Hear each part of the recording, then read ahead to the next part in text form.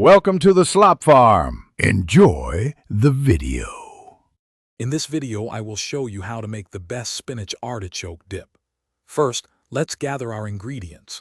You'll need 10 ounces of frozen spinach, thawed and squeezed dry, along with 1 14-ounce can of artichoke hearts, drained and chopped. Also, have ready 8 ounces of softened cream cheese and 1/2 cup of mayonnaise.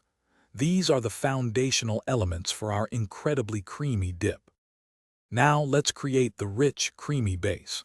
In a large bowl, combine your softened cream cheese, mayonnaise, and 1/2 cup of sour cream. Mix these until smooth.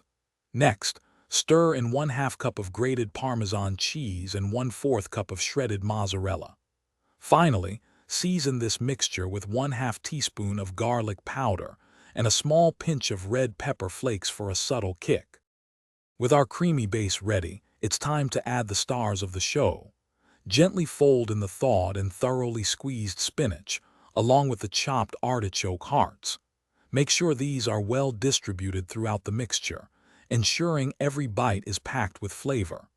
Once combined, transfer your delicious dip into a small baking dish, ideally around 8x8 inches, preparing it for the oven.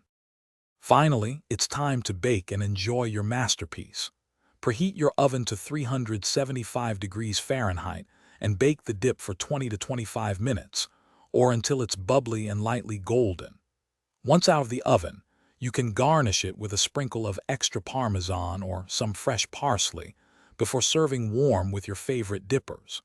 For more great kitchen tips and deals, including those leak-proof containers for easy meal prep, check the description below. Thanks for watching.